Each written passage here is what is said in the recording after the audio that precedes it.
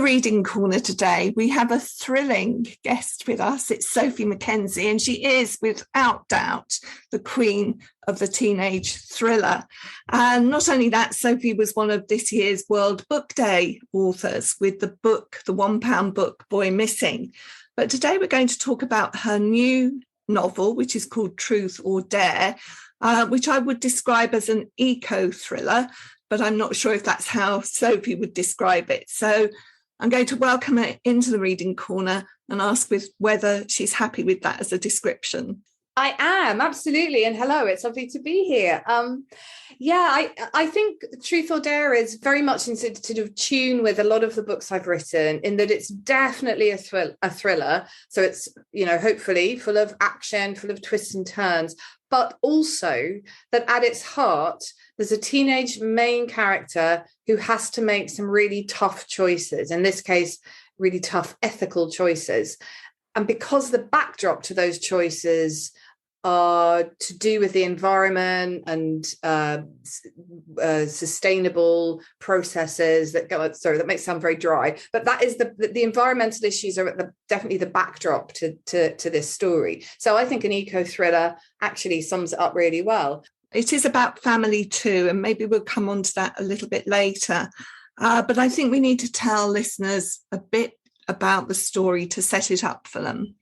Sure. Well, the main character is Maya, and the story begins as she is arriving in Cornwall to spend the summer with her grandparents and her little brothers with her. And she very quickly discovers that Gran, who runs a local business called Peyton Soap, so it's got the family name in the company name, she quickly discovers that Gran, who's pretty brisk and no nonsense, is expecting her to take on a summer job at the factory. So at first she's kind of annoyed about this and reluctant, but she does actually really enjoy working there in the end and gets to meet people and finds that she takes to some of the things that she's doing at work really well. So there's that whole side of the story. But where it really kind of kicks off is, again, very early on, where she meets a boy who's called Bear, who lives in an eco group in the woods nearby. So they live a very different existence to your average person. Everything's solar powered. They have loads of communal things like communal toilet, communal shower area. So they're living in a really strong community way, trying to live very sustainably in tune with nature. And they have been in dispute with Gran in particular, as well as some other businesses. So there's a lot of tension between the family business that Maya, or the family that Maya is part of, and particularly the family business, the factory, the manufacturing of the soaps, which is done, Gran says, in a very environmentally friendly way, and this eco group who live in the nearby woods. So that's the sort of setup. And Maya finds herself really drawn to this boy Bear and the group that he lives in. And this is really at the heart of the story. In almost the first meeting, she discovers this sort of friction between the two sides, and she lies about knowing either side. So she ends up, maybe lying isn't the right word because it's a lie of omission. She ends up deceiving both sides. She keeps her connection to the big local employer, that's her family business, secret from Bear and the eco group. But she also lies to Gran about her new friend. She doesn't say that she's met Bear and his friends and family at the eco group. And then I don't want to give too much of the story away, but that conflict really runs through the heart of it. And she discovers that perhaps her Gran's company isn't as green as it's claiming to be. And it basically leads her down this rather perilous path, involving betrayal, desperate race against time, a lot of drama, a lot of action, really high stakes, which build and build and build towards the climax. As I say, I don't want to give too much of the story away. Such a good setup, that. And lies or secrets, deceptions are such good ways to propel a story, because they certainly keep you on the edge of your seat. I want to delve into Maya's character. She's a very fashion conscious young lady, and she enjoys putting together lovely outfits, but they're quite cheaply produced. Well, I mean, teenagers don't necessarily have a lot of money to make decisions about buying expensive clothes. But this is important to the story too, isn't it? Yeah, I running through this whole story is the way that Maya's eyes are opened to, you've picked on one particular thing, fast fashion. And what I wanted to show through the way her character develops and what she learns is that it's fantastic to be interested in fashion. It's fantastic to be involved in fashion, and to be creative in that way is a wonderful thing. And it's has huge potential as a way of allowing people to be creative, as Maya discovers she is, in terms of her design skills and the ways in which she ends up being very helpful to the company that she's working at, the family company. But at the same time, there's a real dark side to the fashion industry, which is in terms of the way clothes are produced. And that dark side is both the impact on the environment of the way in which clothes are mass produced, and also the conditions in which some people are working to produce them. And what I wanted to try and get across to Maya is kind of what I think is probably the case with lots of teenagers. It certainly would have been how I would have probably looked at all this, which is, yeah, I know that this is a big issue. And it's not that she's unaware that these things are going on. I mean, no, teenagers are super aware of all this stuff. So it's not that she's not aware, it's that she's kind of well, what can I do? Which, again, is a really understandable reaction. And she makes the point, I think, at one point, it's easy to say, we shouldn't be buying fast fashion when you can't afford to buy anything else. But she does learn, I think, to find a compromise between those things through the book. And that was really important for me, because this story grew out of two ideas, really. And one of them was the wanting to write about the environment, but really not to do it in a preachy way, and definitely not to do it in the context that suggests it should be up to the young to save the planet, which I think is the most unfair pressure that we are, as older people, we are putting on younger people.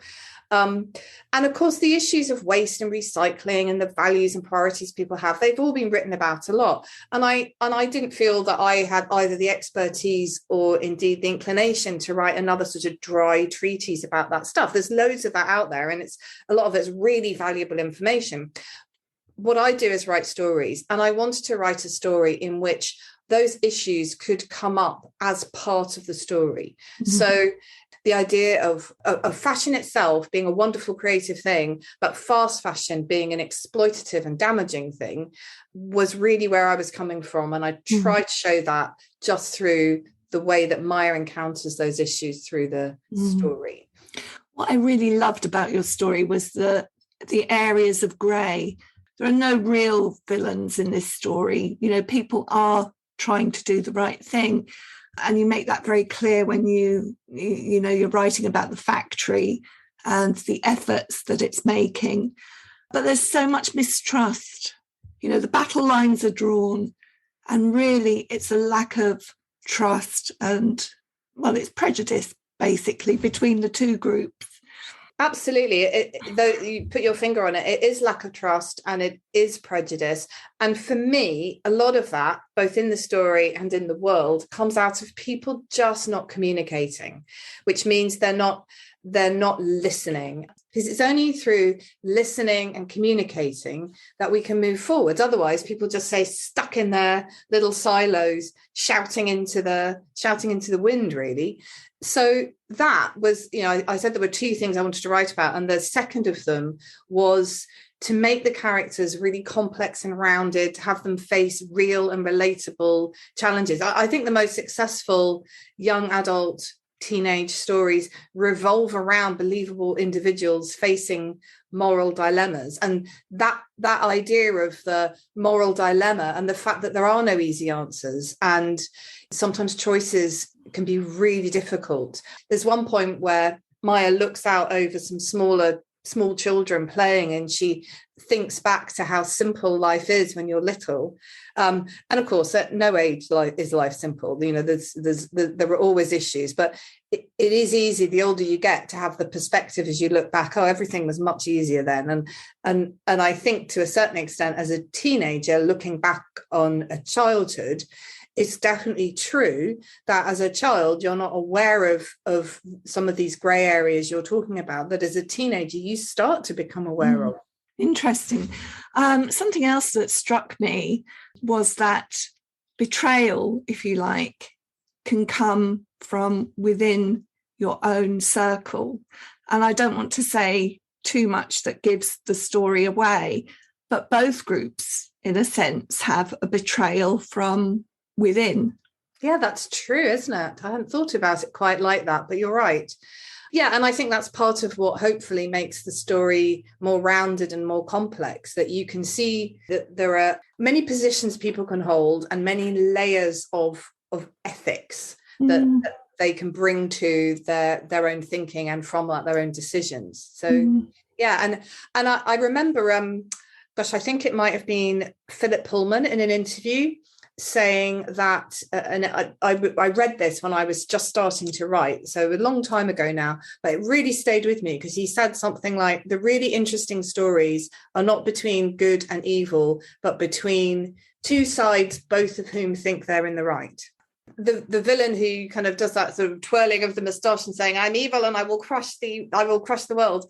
That in real life, most people who do terrible things find a way of justifying it to themselves. And that to me is a really interesting thing to explore, because if we can find a way of communicating and engaging, then to me, that's the only way that there's hope for changing people's terrible stances on things that I consider terrible and terrible decisions and terrible actions, and actually turn things around, which perhaps sounds naive, but I think it's ultimately the only way that doesn't end in bloodshed.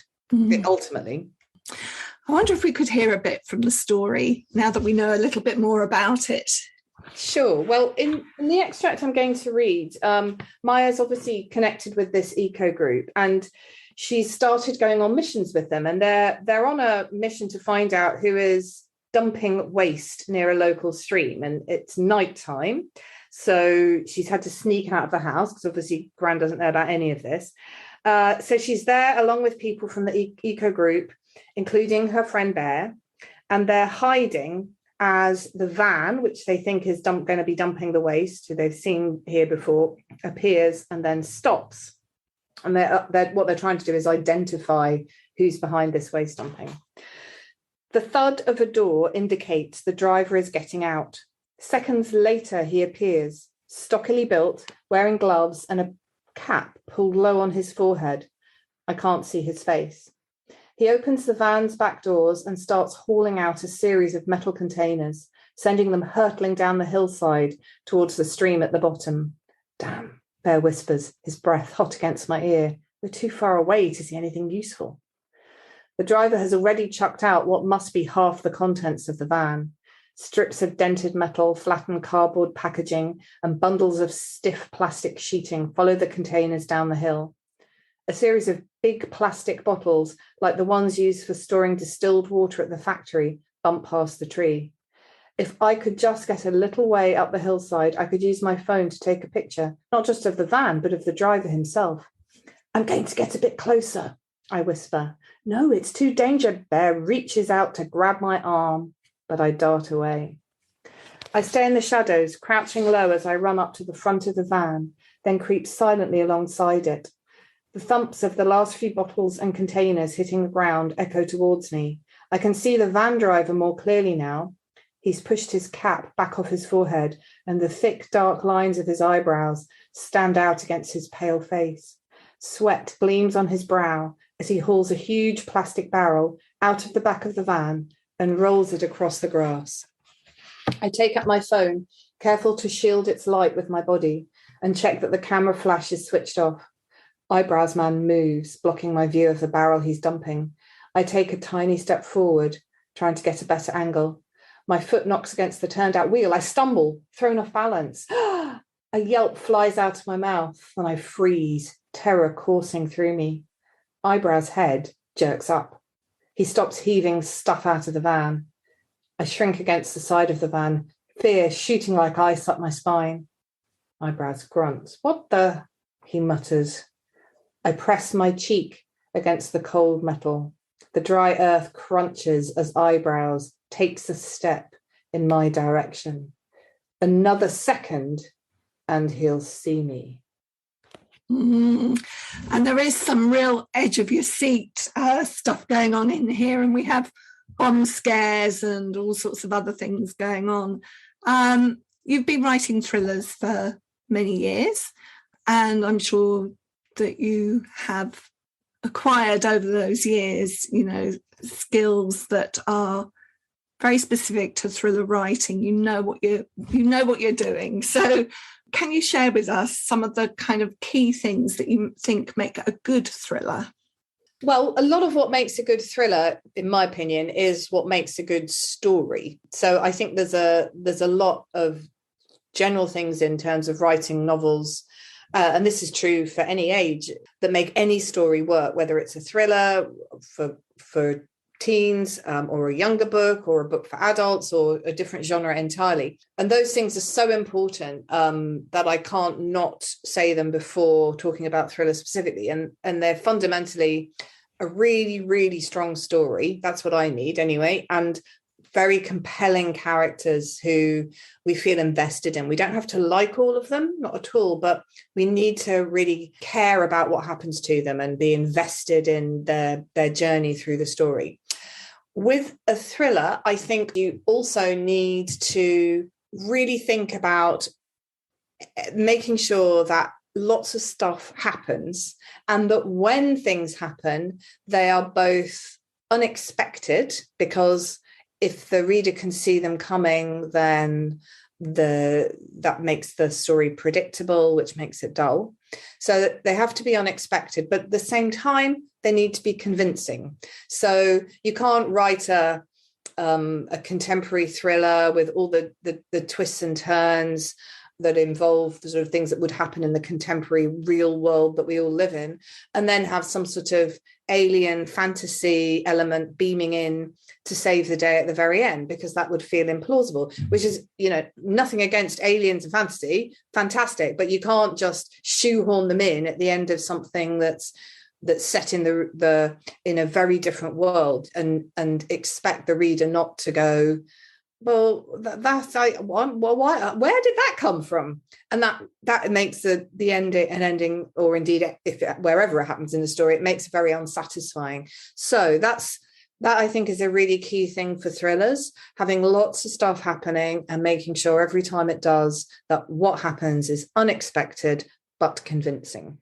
I must say that the story also has shades of dark but also light, and the light comes in, I think, through one of my favourite characters. I love Grandad. He might not be central to the plot, but he's sort of central to the mood in some ways. Well, I think Grandad is one of the few characters in the book who, from the very beginning, actually has a sense of understanding. He doesn't about what's going on and the issues that are involved. So unlike some other members of his family, he doesn't jump to conclusions. He thinks it's very unlikely that the eco group have done a particular thing that they're accused of, because he says, but that's not who they are. And I think he's sort of there's a term in writing, screenwriting, I think, for characters. It's usually applied to main characters who don't change through the story. They're called traveling angels, and he's kind of that in the story. He just has a bit of hard-earned wisdom, and he's a sort of gentler presence than some of the other characters, and usually when he talks, he is making sense, and he is offering a more nuanced view of the situation, which unfortunately isn't a view that's available to all the characters, who are often quite stuck in their own rigid positions. And he has a lovely habit, of sending little inspirational quotes in packed lunches. And yes, I did like that very much indeed. So when you're not writing, I know that you also run creative writing workshops. Tell us a little bit about that work and how people could book onto one of those if indeed they can. No, absolutely. Well, I do a certain amount of teaching through the CityLit, and they're teaching classes, as opposed to workshops. I also have my own setup where I do private tutoring for people who I don't do lessons, as in sort of let's look at this technique, although a lot of my feedback will cover particular bits of writing craft. But I work with people individually who are already quite committed to writing and want to get feedback on what they do. And I actually set up a website earlier this year, which has all the information about that. So that's storystepslondon.com, if anyone's interested in taking a look.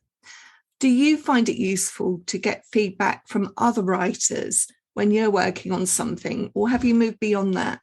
Oh, absolutely not. When I went to this, I teach at the CityLit, but I also attended a CityLit writing course when writing stories was just sort of this vague idea I had after I got made redundant nearly 20 years ago.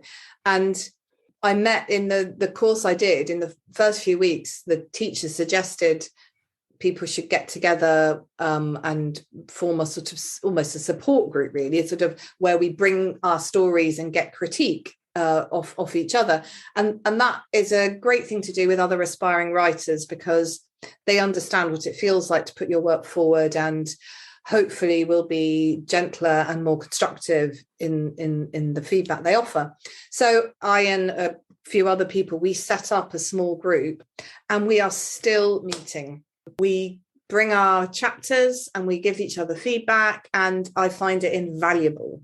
So I also learn a lot from the teaching I do. So when I make a point to students or offer people writing in classes feedback, or in my private tutoring, it often reminds me of a principle that is important, I think is important, and makes me kind of do a bit more work on my own writing to bring that principle, to apply that principle rather, to bring that bit of craft into what I'm doing.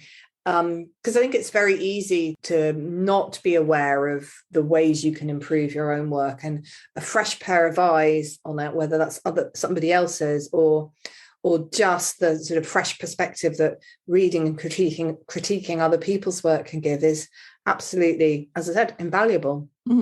Editors must love it, because it means a lot of that work has gone through a editing in a way.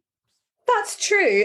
But I think what's also hopefully helpful is that because I've spent such a long time getting feedback on my work, this is going to sound so egotistical, I really don't have an ego about people critiquing. If I've said, what do you think? And they said, I don't think this works because of X, Y, Z, then I am nothing but grateful, because the way I look at it, and I really didn't at the start, I was quite defensive and I found it quite hard to get my ego out of the room. But now I'm like, wow, what a privilege that you should give me the time to give me your insights. Thank you, thank you, thank you.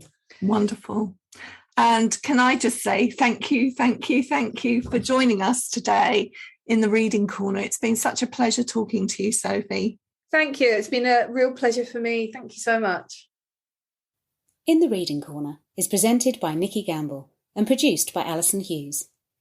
If you have enjoyed this podcast, please leave us a review.